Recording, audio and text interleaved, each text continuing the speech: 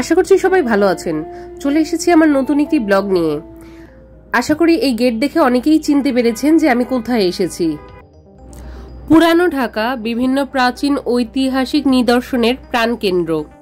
রাজা বাদশার আমল থেকে শুরু করে জমিদার আমল, ব্রিটিশ আমল, বিভিন্ন আমলের নিদর্শন এই পুরানো ঢাকায় পাওয়া যায়। বাংলা বাজারের বইয়ের মার্কেট পেরিয়ে শ্রীশদাস লেনে ঢুকতেই চোখে পড়ে একটি জমিদার বাড়ি। এর কোল ঘেঁষে দোতলা একটি বাড়ি, বিউটি বোর্ডিং। লোহার গেট পেরোলেই ফুলের বাগান, বাগানের মাঝখানে দুব্বা ঘাসে মোড়ানো ফাঁকা জায়গা। এটি ছিল প্রাচীনকালের আড্ডাস্থল। পাশেই অতিথিদের খাবার সুব্যবস্থা। হলদে কালচে রঙের বাড়িটির একটি কোণায় লেখা আছে বিউটি বোর্ডিং। পুরান ঢাকার ঐতিহাসিক নিদর্শনগুলোর তুলনায় বিউটি বোর্ডিং হয়তো এখন কিছুটা ফিকে মনে হতে পারে, তবুও এই বোর্ডিং এর ইতিহাসের সাথে মিশে আছে আলাদা এক আবেদন। চলুন এর ইতিহাস সম্পর্কে আমরা কিছুটা জেনে নিই। 1949 সালের শেষের দিকে প্রহ্লাদ সাহা ও তার ভাই নলিনী মোহন সাহা তৎকালীন জমিদার সুধীরচন্দ্র দাসের কাছ থেকে 11 কাঠা জমি নিয়ে তাতে গড়ে তোলেন এই বিউটি বোর্ডিং। নলিনী মোহনের বড় মেয়ে বিউটির নামেই নামকরণ করা হয় এই বোর্ডিংটির। 1971 সালে পাক হানাদার বাহিনী এই বোর্ডিং এর উপর হামলা চালায়। এর মালিক প্রহ্লাদ সাহা সহ আরো 16 জনকে ধরে ব্রাশ ফায়ার করে হত্যা করে। প্রহ্লাদ বাবুর মৃত্যুর পর তার স্ত্রী সহ ছেলে মেয়ে কলকাতায় চলে যায়। দেশ স্বাধীন হওয়ার পর কয়েকজন পারিবারিক বন্ধুর ডাকে প্রহ্লাদ বাবুর স্ত্রী এবং ছেলে মেয়ে দেশে ফিরে এসে আবার হাল ধরেন এই বোর্ডিং এর। বিউটি বোর্ডিং এর বর্তমান মালিক তারক সাহা। এই বোর্ডিং এ ঢোকার ক্ষেত্রে প্রবেশ মূল্য হলো 15 টাকা। বাংলাদেশ স্বাধীন হওয়ার পূর্ব থেকেই এই বোর্ডিং এ অনেক দিকপালের পদচারণা হয়েছে।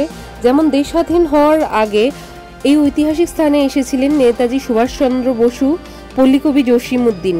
এসেছেন হাজার বছরের শ্রেষ্ঠ বাঙালি বঙ্গবন্ধু শেখ মুজিবুর রহমান।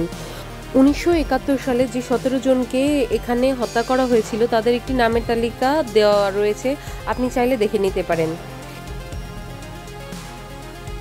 আমরা ঢুকতেই রান্নাঘর দেখতে পেলাম। রান্নাঘরটি পুরানো হলেও যথেষ্ট পরিষ্কার ছিল এবং এখানে যারা ছিলেন তারা 24টা ঘন্টাই রান্না করেন। সেই ভোর 8টা থেকে এখানে রান্না, বিভিন্ন ধরনের রান্না তৈরি হয়। সকালের নাস্তা, দুপুরের খাবার, রাতের খাবার।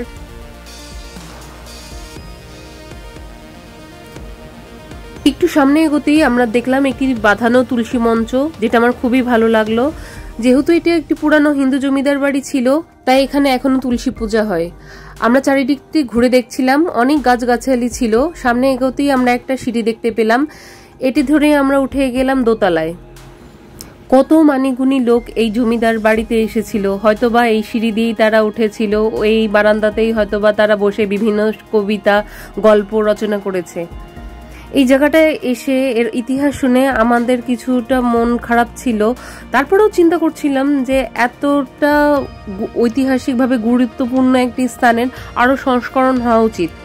এখানে আমরা আসতে দেখলাম যে পাখিদের জন্য একটুখানি খাবার রেখে দেওয়া হয়েছে।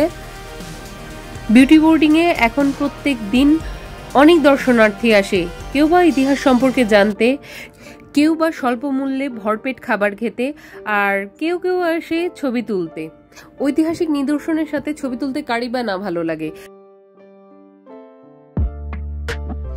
বিকালের দিকে এই জায়গাটা মনটাকে অনেক শান্তি দিচ্ছিল। আমরাও এই সুযোগে কিছু ছবি তুলে নিলাম।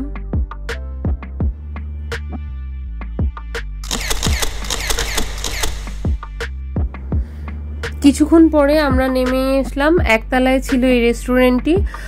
এখানের খাবার খুবই নামকরা এবং খুবই স্বল্প মূল্যের। প্রত্যেকটি খাবারের সাথে দামটি পাশে এই বোর্ডে লেখা আছে। এখানে আলাদা করে আপনাকে কোনো মেনু কার্ড দেওয়া হবে না, আপনি চাইলেই যে কোনো আইটেম এখান থেকে নিতে পারেন, কিন্তু সবসময় প্রত্যেকটা আইটেম থাকে না।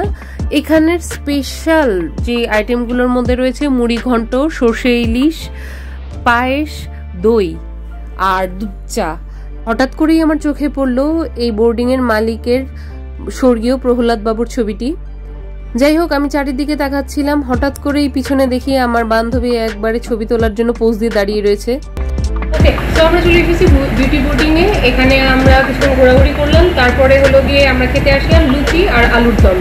লুচি এখানে আপনারা পাচ্ছেন হলো 15 টাকা আর আলুর দম হলো 35 টাকা। তো বলার সাথে আপনাদের ভেজে দেবে। এখন টেস্ট করা যাক। ছোট ছোট আলুর দমগুলো দিয়েছে তো তো দেখতে কিন্তু বেশ লোভনীয়।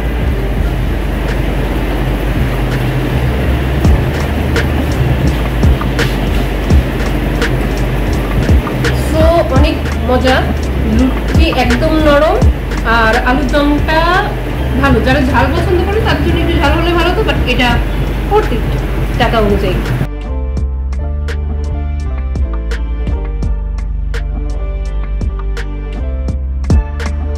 আপনাদের সুবিধার্থে ঠিকানাটি দিয়ে দিলাম।